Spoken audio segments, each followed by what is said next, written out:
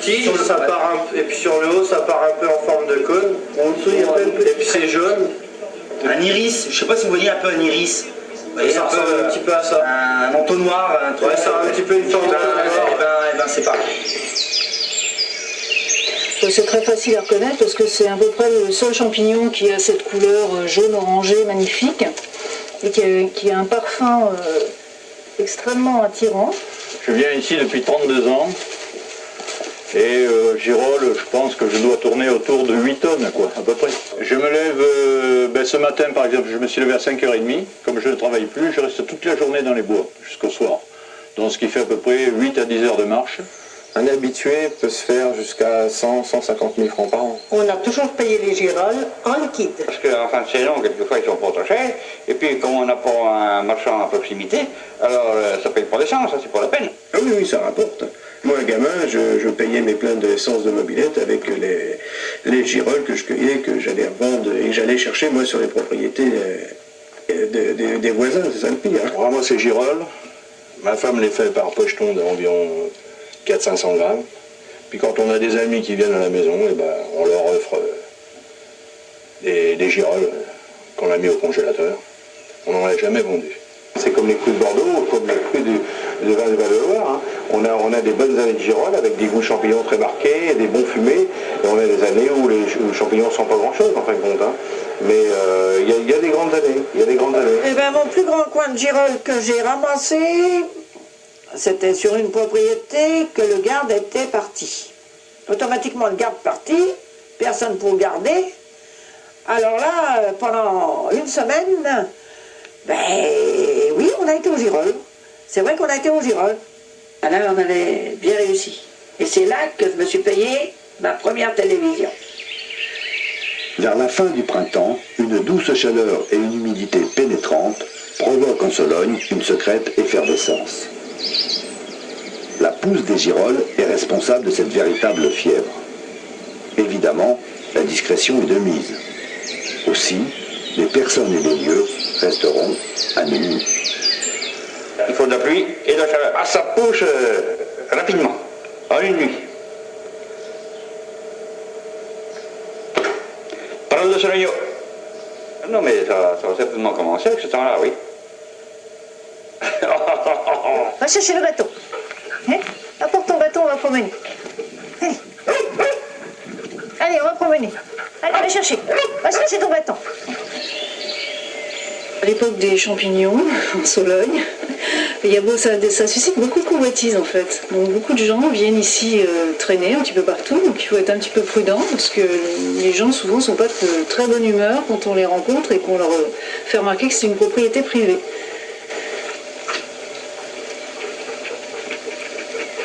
Ça permet aussi de promener les chiens qui adorent ça. Disons que s'il y a quelqu'un aux alentours, les chiens le trouveront. Les gens, il m'est arrivé de tomber sur des gens plusieurs fois qui se cachaient derrière des arbres et les chiens les trouvent à chaque fois, sans problème.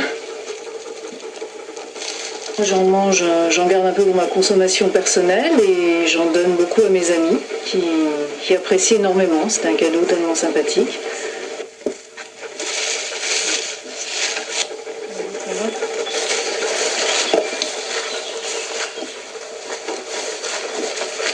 C'est trop mouillé. Ouais.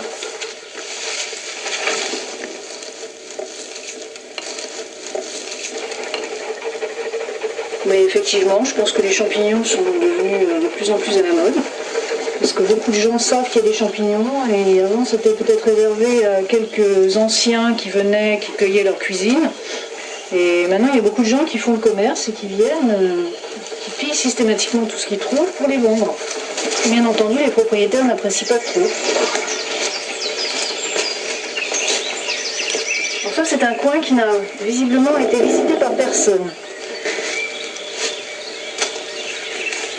Et un jour, je suis donc allée chercher des champignons avec mes chiens et avec un ami photographe qui voulait absolument photographier des champignons. Donc j'en avais repéré des très très belles, des très beaux. Et en arrivant, il y avait plusieurs personnes sur le terrain déjà qui avaient ramassé tous les champignons. Donc, ils avaient des énormes cabas pleins à craquer. Et à ce moment-là, je dis à mon ami, prends-les en photo, comme ça on aura des preuves qu'ils nous ont piqué et qu'ils ont volé les champignons. Et les gens, voyant que mon ami dégainait son appareil photo, se sont débinés en courant. Et nous avons donc avancé, ils se sont sauvés sur la route. Et on s'est aperçu qu'ils avaient oublié la grand-mère dans le fond des bois. Et donc nous avons été obligés de raccompagner la petite grand-mère avec sa canne et son paquet de champignons sur la route, parce que sa famille s'était sauvée sans elle. Et finalement, il n'y a pas que sur les autoroutes qu'on oublie les grand-mères, aussi dans les bois. Faut y aller le premier, faut être là le premier le matin au petit jour. Faut pas arriver à midi parce qu'il a pu, hein. Et c'est terminé. Ah oui, c'est comme ça. Surtout à proximité des routes et des chemins. Nous, quand on était petits, on allait aux champignons avec les grands-parents, avec les oncles et tantes, avec les parents, le week-end ou la semaine, ou le mercredi quand on n'avait pas d'école. Alors on a appris à connaître les bois, connaître les petits coins. Alors maintenant on grandit, on est un peu plus vieux, on a des voitures, on connaît les bois. Donc on est entre copains le dimanche, on ne sait pas quoi faire parce qu'il n'y a pas d'activité. On regarde dans le bois, on se dit tiens on va faire un tour au Girolles. De temps en temps on en ramène une cuisine pour le soir. Et puis après le soir on se fait une petite bouffe entre copains, tout ça. Et ça arrive aussi. On en ramène nos grands-parents, vu qu'ils ne peuvent plus trop marcher, tout ça, on leur relève en fait, vu qu'ils ne peuvent plus y aller, maintenant on y va pour eux en fait en quelque sorte. Et c'est sympa. Puis avec l'argent qui bouge de nos jours, on ne peut pas me permettre d'aller chercher un kilo à 120 francs le kilo de girolles dans le commerce. Donc papy et mamie, quand on en C'est vrai que le fait d'aller au Girolles le dimanche après-midi ou en semaine, le soir après le travail, tout ça, on dépense pas d'argent, on prend l'air, on fait pas de bêtises. Si. Si on fait des bêtises parce qu'on est dans les propriétés, mais bon, ça reste des petites bêtises. C'est pas des bêtises comme faire des dégradations, tout ça, donc c'est pas dangereux à la rigueur pour les gens. De toute façon, l'esprit des jeunes qui vivent en Sologne et l'esprit des jeunes qui vivent en ville, c'est pas du tout le même. Jamais tu vas avoir un garde à Cuson ou à c'est parce que tu connaissais. Tu dis tiens, je peux aller au Girolles dans ta propriété, non, il va te jeter, il va te dire que je peux voir un jour. Au contraire, il vaut mieux pas aller voir le garde et lui demander, parce que ça va le prévenir un petit peu qu'on va venir chercher les Girolles.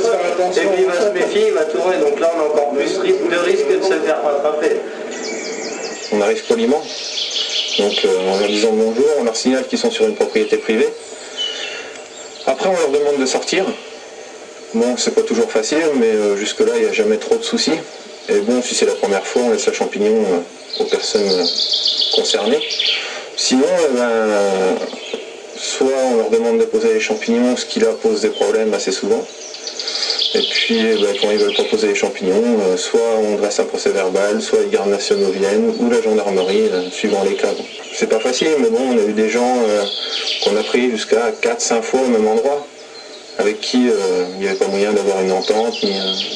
On a déjà été menacés quelques fois au cours de la première année, et même un petit peu sur la deuxième année. On n'a aucun moyen de défense et on part du principe qu'on ne veut pas être armé. Parce que bon, ça reste qu'une cuisine de champignons et il ne faut pas non plus tomber dans l'excès aussi bien d'un côté que de l'autre. Donc on n'est jamais armé. Sur les propriétés voisines, il y a eu des problèmes plus sérieux, dont un garde qui est assez âgé, qui a été passé à tabac par des jeunes, parce qu'il leur interdisait l'accès aux champignons. Donc là on tombe vraiment dans un excès qui est inconcevable et qui est impensable. Ça c'est un garde dont j'apprécie pas trop les manières, qui avait été voir les gens avec une arme, donc qui avait tiré, les gens s'étaient sauvés, lui avait promis de revenir. Donc ils sont revenus un jour où il était seul, sans arme. Donc ce qui lui est arrivé, c'est qu'il a fini attaché à un arbre, en slip, le portable au pied. On peut rester 2-3 heures comme ça et bon, il n'y a pas grand chose à faire, quoi, hein. Puis qu'à prier le Seigneur et puis attendre qu'on vienne nous chercher, quoi.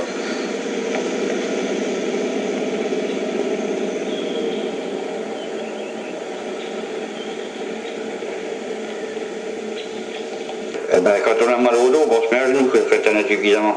Ça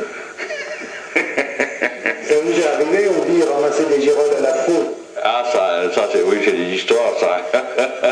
Puis après, on les met en botte, hein, comme les asperges. Il y avait à peu près un quart d'heure que j'étais là, j'en avais un plein panier, et je m'apprêtais à descendre dans le chemin du fond.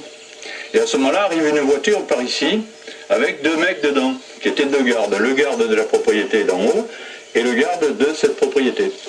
Et ils descendent de la voiture, à peu près là, et il dit, ça y est, on le tient. Alors bon, ben, j'étais très surpris de les voir là.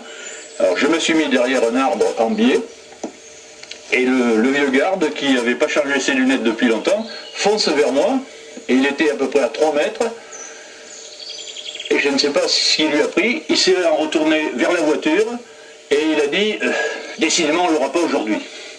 Ils ont pris la voiture, ils sont partis. Donc moi, j'ai descendu, puis je suis repassé dans le chemin communal, je suis rentré à la voiture. Bon, puis comme j'ai vu qu'ils étaient là, ce que j'ai fait, j'ai pris la voiture, je suis allé dans une autre propriété. Et entre midi et 2 heures, j'ai dit c'est bon, je vais revenir là pendant qu'ils bouffent. Et j'ai dû être dénoncé par un célèbre commerçant du coin. Il n'y avait pas 20 minutes que j'étais dans la place, ils arrivent mais par l'autre bout. Et c'est là que m'est arrivé, bon, chose que tout chercheur de champignons voudrait qu'il lui arrive. Il était encore là avec les chiens, les petits chiens sangliers. Et moi j'étais dans le fond du bois, et j'ai dit s'ils pouvaient rouler à toute pompe là-dedans, on va rigoler. Il y a une mouillère, ils se sont enlisés, et pendant qu'ils se sont enlisés, je suis rentré dans le maïs, et puis je suis rentré. Voilà, c'est la plus belle histoire de champignons. On va passer là. Hein. Vous êtes chez vous, vous faites exprès de ne pas aller dans certains secteurs pour ne pas déranger votre gibier, et puis arriver là, d'un seul coup, vous voyez sortir des gens qui vous disent même pas bonjour, qui vont bientôt vous engueuler, qui vont... De toute façon, ils sont plus chez eux que chez vous, c'est clair. Ils sont... Donc c'est vrai que par moments, il y a des grosses colères, mais quoi faire? Quoi faire? Moi ici, je n'ai jamais dressé de procès verbal, c'est clair, ça ne m'intéresse pas. Mais pourquoi pas un jour, si vraiment il faudrait le faire, je le ferai. Alors qui sont les ramasseurs? Des gens du pays? Beaucoup, la plupart. Ce sont les grands-pères, les grands-mères du quartier, les enfants, les gens... Le gros problème, si on peut parler de politique, le côté des 35 heures, les gens ont plus de temps, donc viennent pour ramasser les champignons. Comme ils ont plus de temps, ils viennent faire leur cueillette. Ici, c'est interdit, il n'y a pas d'autorisation. J'ai une anecdote. Un jour, je donne une autorisation à une personne, parce que je la connaissais. L'après-midi, ils reviennent, ils étaient 8. Mon garde vient voir, me dit, monsieur Intel m'a dit que vous aviez donné une autorisation. Je dis oui, à lui, tout seul. Il dit non, maintenant ils sont 8. Donc voilà, donc il n'y a aucune autorisation, on ne peut pas se permettre de donner d'autorisation. Il y a eu une époque, je pense, où oui, les propriétaires, on faisait vraiment un blocage contre les champignons. Maintenant, c'est que c'est devenu un tel commerce, il y a tellement de monde qu'on ne peut plus... Avant, on disait aux gardes, vous surveillez le territoire, vous faites le maximum, je ne veux personne aux champignons. Mais maintenant, une personne ne peut pas garder un domaine comme ça de chasse tout seul. Il faudrait, lui aussi, qu'il soit toute une armée et qu'il ne peut pas tout seul. Un homme seul ne peut pas garder une propriété. C'est ça le drame.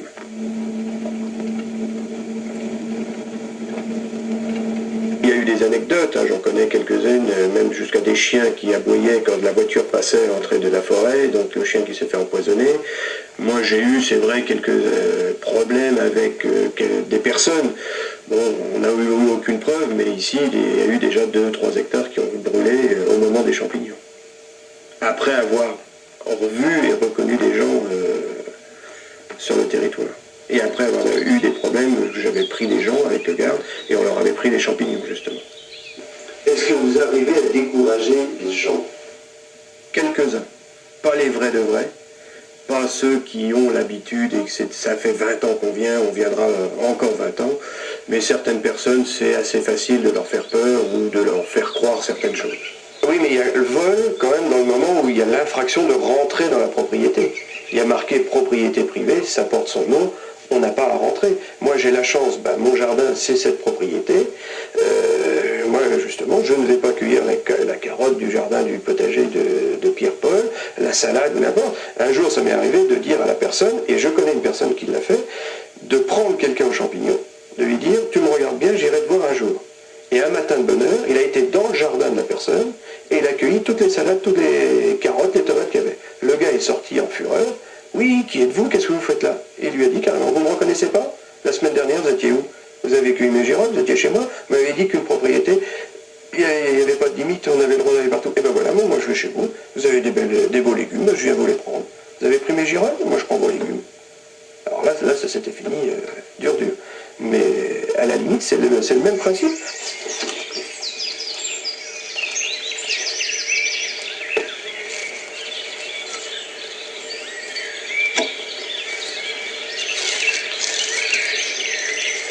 Et le drame aussi, c'est que les gens salissent la forêt, laissent leur sac en plastique par terre. Ça, alors là, on en retrouve beaucoup. Ça, c'est un indice déjà. Quand on voit un sac en plastique sur le bord d'une allée, on dit tiens, ça y est, quelqu'un est passé par là. Et là, les cochons sont dans un ventre. Ils fouillent, et puis ils mangent les... Ils mangent les girolles, hein. Ah, là, un petit placeau. Là-bas. Là, c'est vraiment...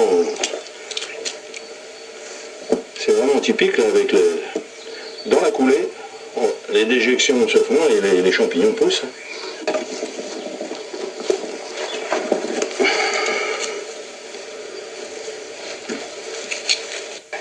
Il y a une chose qui est certaine, c'est que il y a des gens qui se vantent, qui trouvent des girolles, qui ont même construit leur maison, soi-disant, avec des champignons. Ou alors, à moins que ce soit des baraques en bois, des cabanes à lapins.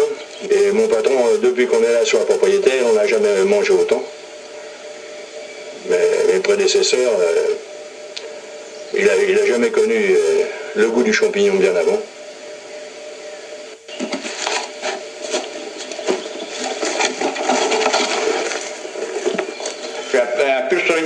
Duison, vous habitez Oui, par là, oui.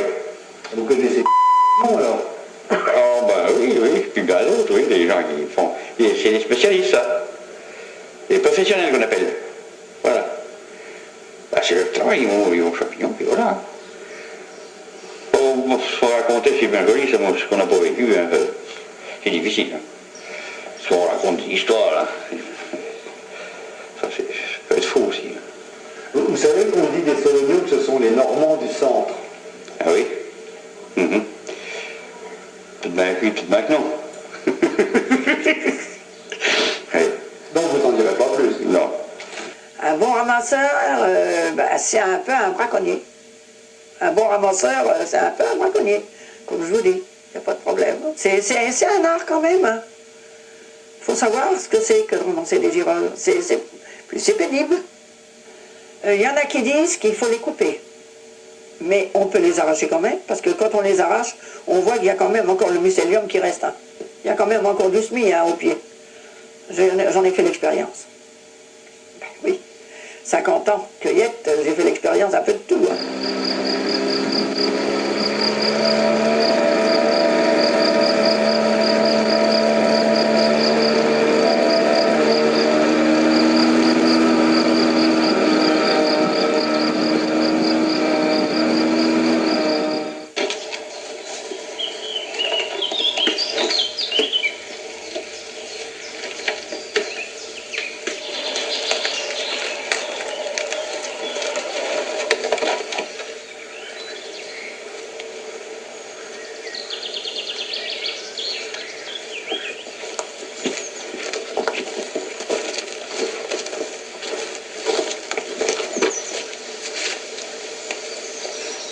Il y en a.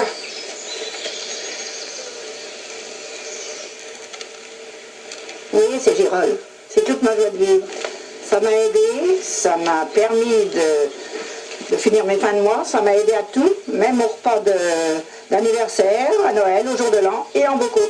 Et enfin j'en ai vendu un petit peu quand même pour m'aider, parce qu'avec une retraite ou alors les heures qu'on faisait, c'était pas beaucoup. À l'époque actuelle, il y a moins de girolles, parce qu'il y a davantage d'herbes. Il y a la centrale, qui fait il n'y a pas, hein, ça fait de l'herbe. Ça se réchauffe, je ne sais pas ce que ça fait, puis il est retombé. Et puis enfin, il y a les avions. Hein. Les avions, le kérosène brûlé, le kérosène, il faut qu'il retombe le kérosène brûlé, il n'y a pas de problème. Hein. Bon, il nous en est arrivé de toutes sortes. Hein. Vous pensez, en 50 ans, il m'en est arrivé de toutes sortes. Mais bon, il y a des gens quand même qui sont assez sympathiques, mais il y en a d'autres qui ne le sont pas. Il m'est arrivé une fois, la femme d'un garde, d'abord elle n'avait pas le droit parce que c'était la femme d'un garde, j'ai reçu des coups, avec un bâton qui n'était pas piqué des vers. Hein. Alors le premier coup, derrière la tête, ça m'avait à moitié assommé, parce que c'est le coup du lapin quand même, elle ne savait pas ce qu'elle faisait. Hein. J'avais le sein tout noir, j'avais ma montre cassée, elle m'avait tellement fait de mal. Alors j'ai rapporté le bâton, j'ai été à la mairie, j'ai fait venir le docteur, j'ai donné mon certificat de docteur, j'ai écrit au propriétaire avec une lettre timbrée. J'ai jamais eu de réponse. Et j'ai expliqué mon cas, que d'accord, j'avais débordé, que je m'en excusais, parce que c'était normal que je m'adresse au propriétaire. Et le monsieur de cette dame, 2 jours après, affichait un coup de fusil à un petit garçon, enfin, pas un petit garçon parce qu'il avait 27 ans, pour moi c'était un jeune, 27 ans, il lui a affiché un coup de fusil, il lui a crevé l'œil. Mais pour quelle raison? Parce qu'il ramassait des girolles. Et il a eu 3 mois de prison, parce que c'était une propriété, c'est le propriétaire qui a essayé quand même de le défendre un peu. Il a fait 3 mois de prison, mais il est obligé de s'en aller du pays. Et ils sont partis du pays tous les deux. Non, je suis chez moi, j'ai un petit lopin de bois, et puis j'y vais quand il y en a, quoi. Je suis tranquille, je ne demande rien à personne, voilà. Et vous préférez les vendre ou les manger? Ah ben les deux. Parce qu'avec les girolles comme ça fait quand même beaucoup pour manger, hein. Alors c'est pour ça que je viens aller en ici, sinon... De toute façon, nous, on fait le ramassage de fruits et légumes, et puis le champignon. Le champignon. Oui, pendant 40 ans, on a payé en espèces, mais l'année dernière, au mois de septembre, on s'est fait enlever la caisse du bureau, et depuis, on paye en chèque. Oui. Donc, beaucoup de gens ne l'apprécient pas. Et beaucoup ne reviennent pas ici, d'ailleurs. Les récoltes de girolles, beaucoup des gardes de chasse, mais beaucoup de particuliers aussi, des hommes, des femmes qui ne travaillent pas, qui sont au chômage, hein, partent dans les bois chercher leurs petits champignons. Oui, un bon cueilleur par an peut arriver à se faire 100 000 francs. Mais enfin, en général, ceux qui vont aux champignons, c'est parce que vraiment ils ont besoin de... Je crois qu'ils ont besoin d'argent. Nous, on achète les girolles et on les revend au Rungis, sur Rungis.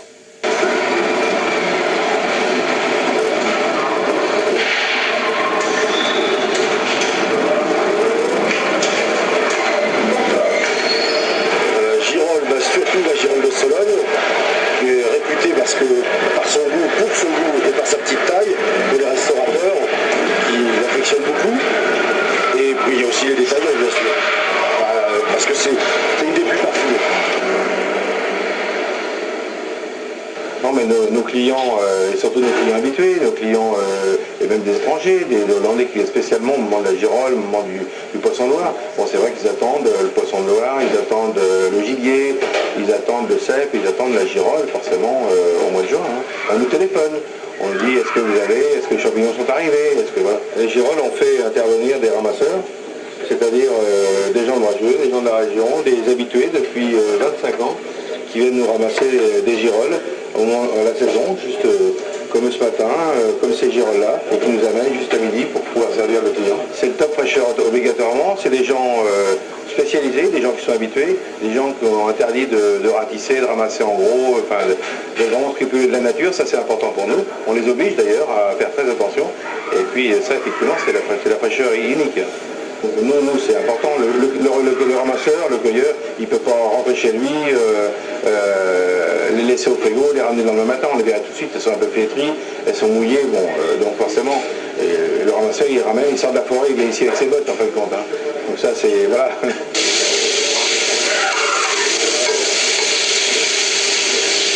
On ne fait juste pas cuire, hein, le persil et les fines herbes, on ne fait pas cuire du tout, donc c'est juste un ingrédient aromatique, mais on ne fait pas cuire, donc comme au dernier moment, ça reste bien vert.